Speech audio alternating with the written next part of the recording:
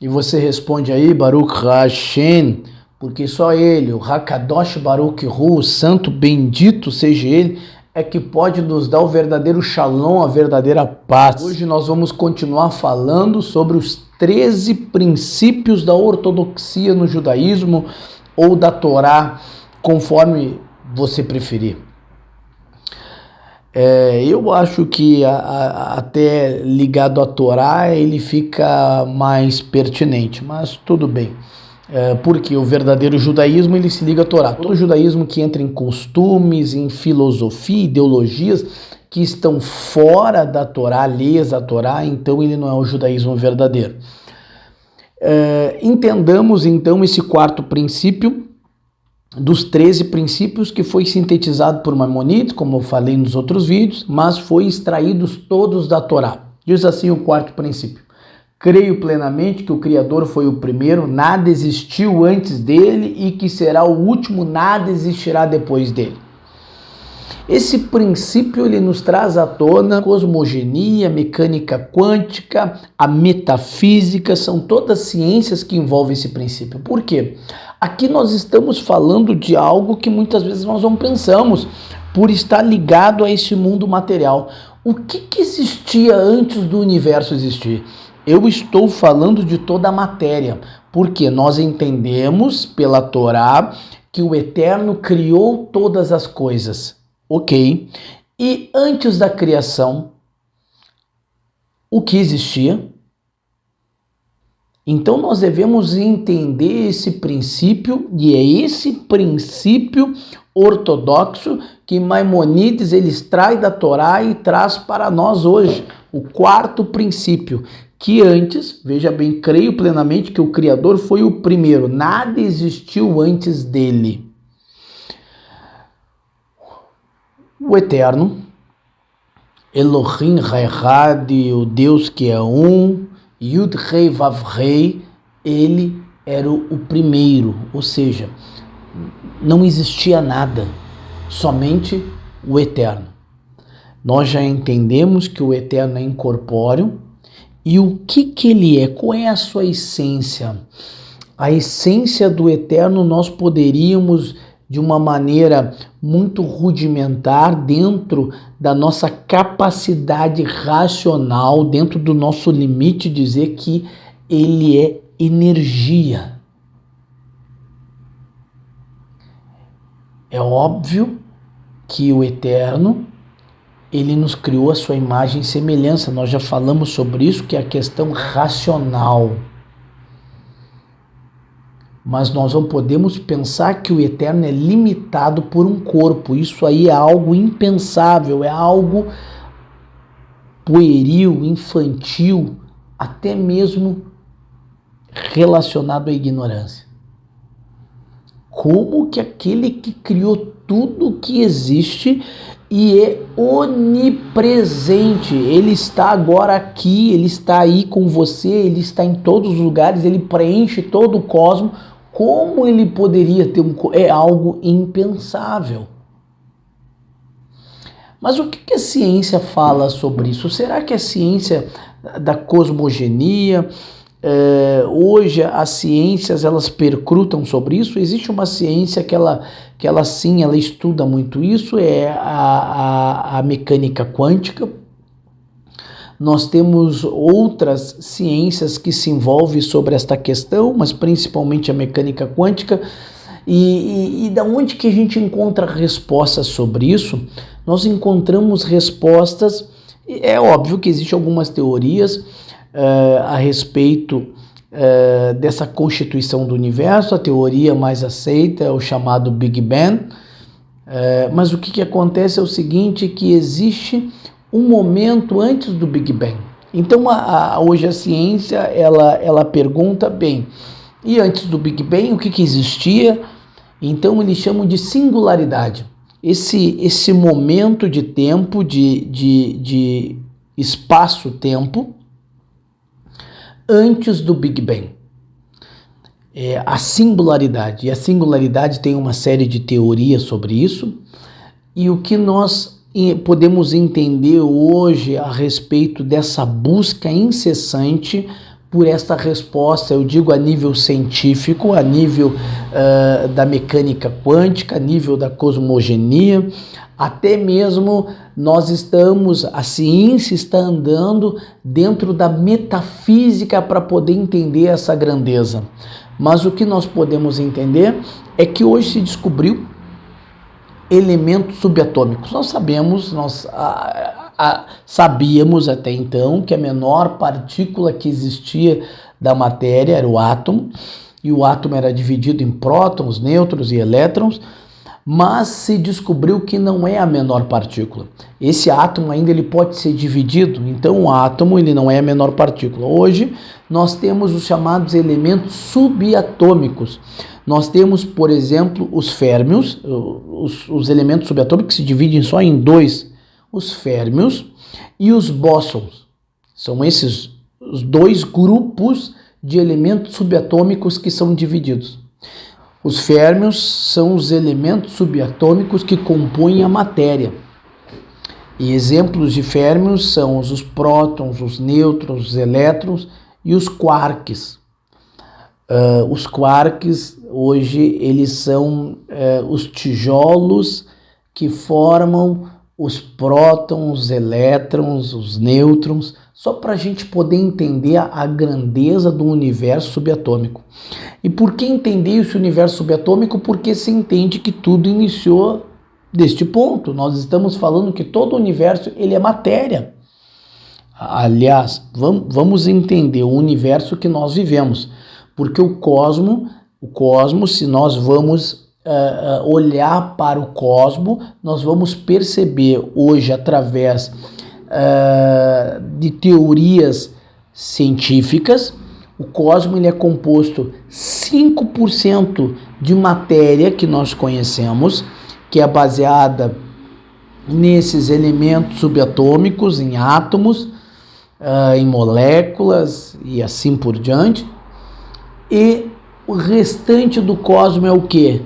95% do cosmos ele é energia escura. O que é energia escura? Na realidade é uma nomenclatura que se dá por uma força que move todo o universo, e essa força é o motor que está fazendo o universo se expandir. Hoje a ciência chama de energia escura porque não consegue testar, não consegue ter uma visão racional sobre essa energia. Mas se sabe que essa energia ela se expande sobre todo o universo. E bem, eu quero chegar para você nesse princípio básico da ciência, da física quântica, da mecânica quântica. Se a partícula subatômica, que no qual é a base de todo o universo, tá? Como o átomo, o que forma os átomos, os elétrons, os nêutrons, os prótons, eles são puramente energias. Nós sabemos disso, que são puramente energia. E só para nós entendermos, nós também somos compostos por átomos. Por exemplo, nós temos, basicamente, todo ser humano tem no seu organismo o carbono, o hidrogênio, o oxigênio, o nitrogênio e até mesmo o enxofre. Esses átomos formam os aminoácidos formam as proteínas, que são moléculas complexas, e as proteínas, elas vão ser os tijolos que vão formar as células, que já é um organismo vivo. As células vão formar os tecidos, os órgãos e assim por diante é a estrutura humana. Então, tudo, a base de tudo é energia. E nós, de uma maneira até mesmo rudimentar, dentro da nossa limitação racional, para falar daquele que é transcendente, é magnífico, é o Todo-Poderoso, é o Criador de todas as coisas, é o Criador de todo o universo. Nós podemos usar, inclusive, uma palavra que os sábios no passado já usaram quando se referiram ao Criador antes da criação.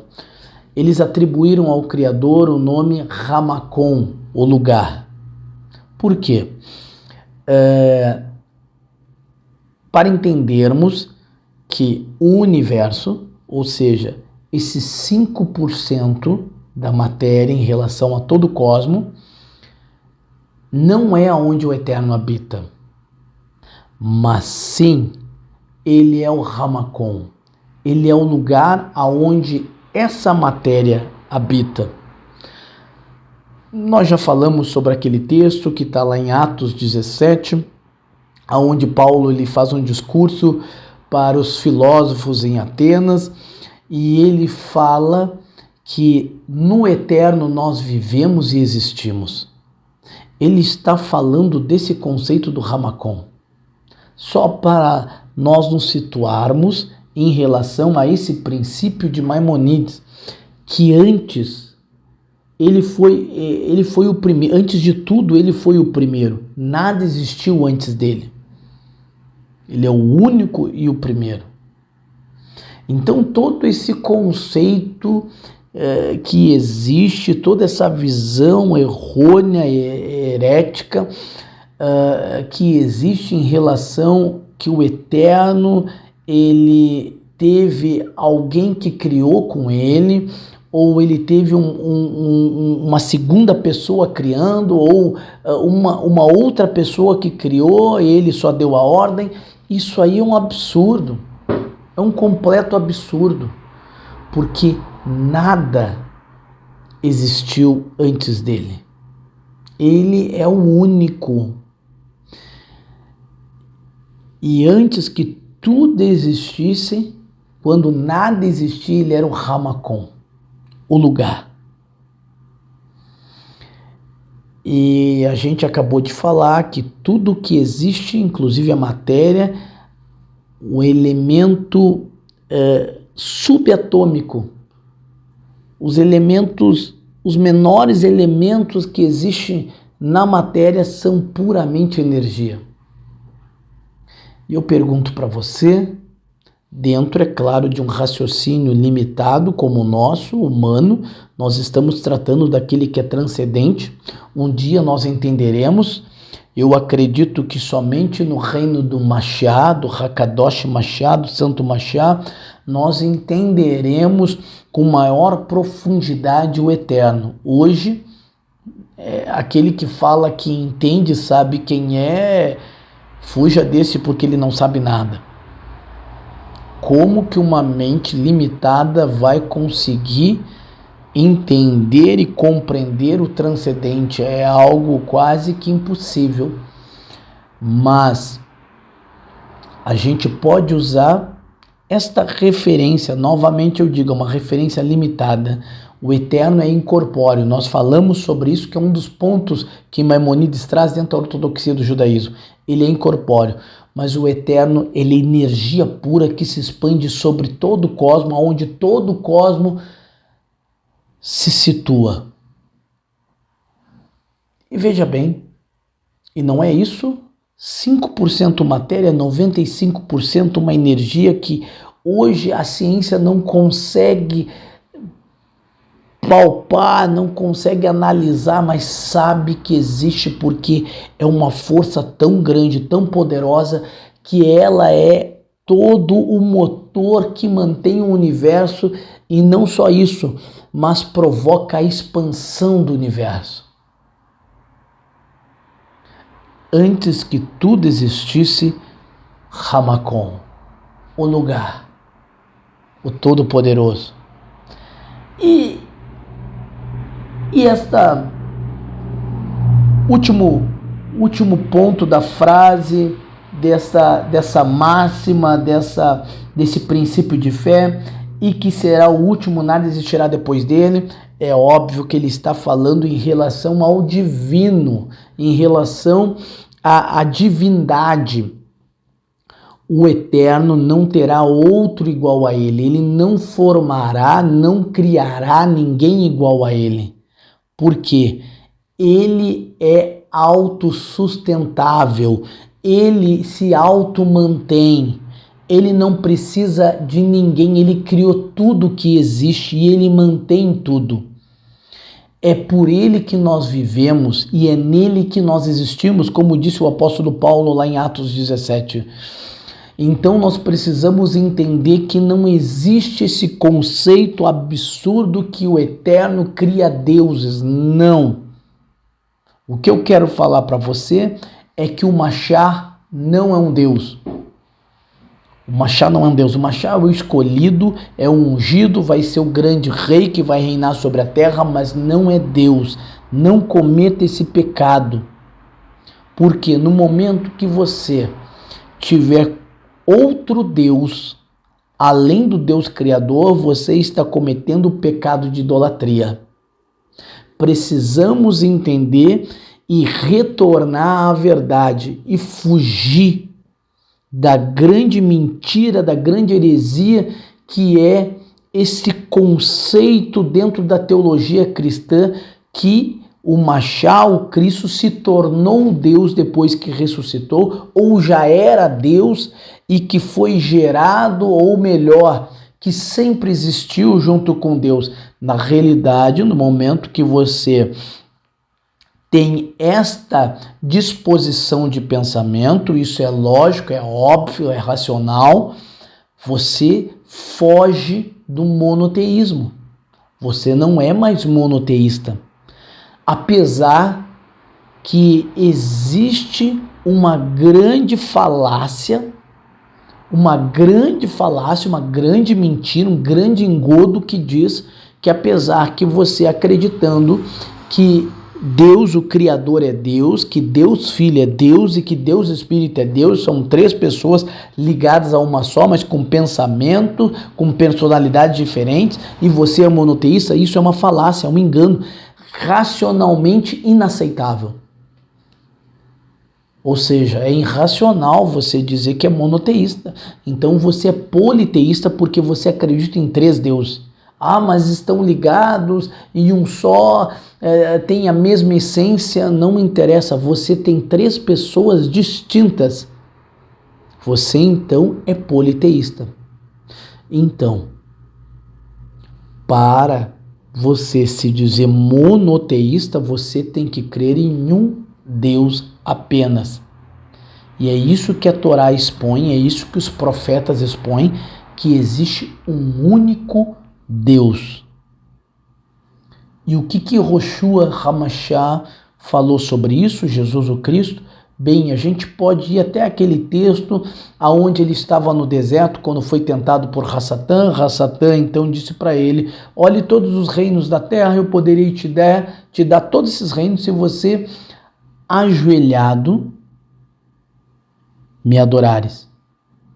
Ele disse: está escrito, adorarás e cultuará somente o Senhor vosso Deus. Ali Yehoshua, ele já nos situou a verdade que não se pode adorar, não se pode cultuar nada além do Deus Criador, além de Elohim Ha'echad, além de Elohim Avraham, Isaac e Yaakov. Então nós precisamos ter essa disposição de pensamento correta. Depois do Eterno, depois do Criador, depois daquele que foi o Ramacon, e para os patriarcas El Shaddai, e é interessante nós entendermos a raiz desse nome El Shaddai, que ela é a junção de duas palavras, Asher e Dai, que significa que é suficiente.